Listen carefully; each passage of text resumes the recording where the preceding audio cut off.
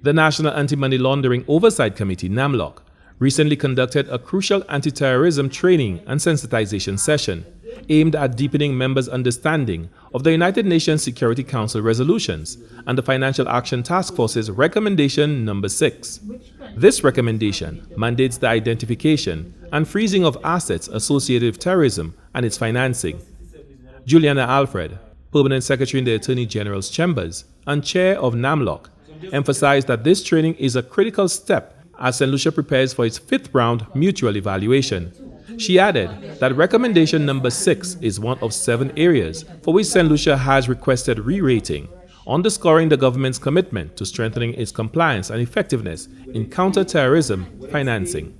We are going to be attending plenary, and at that plenary, Saint Lucia applied for 7 recommendations for re-rating, and I'm happy to report that all 7 recommendations have been re-rated positively. So Saint Lucia is going into this meeting having improved our re-rating standing just as last year.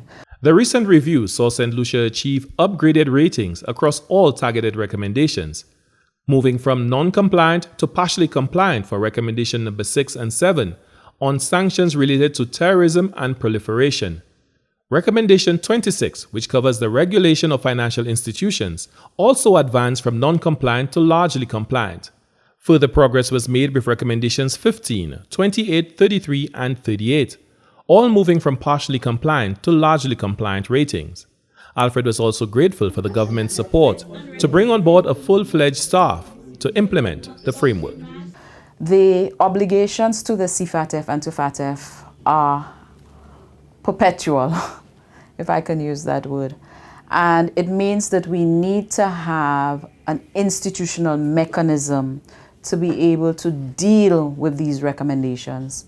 And so Cabinet committed the financial support to ensuring that we do now have a 6-person team in the first instance as a support mechanism to implement the CFATF recommendations and to ensure that Saint Lucia is in a better place for the 5th round, because 5th round is coming.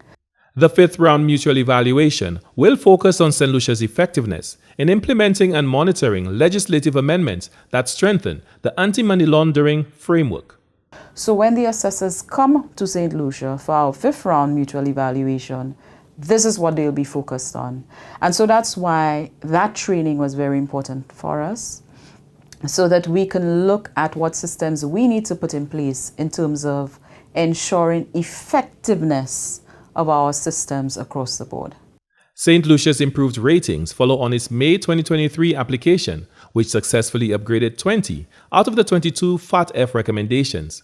This progress, highlighted in the final report available on the CFATF website, reflects the NAMLOC's commitment over the past 3 years to bolstering its framework for anti-money laundering, counter-terrorism, and counter-proliferation financing.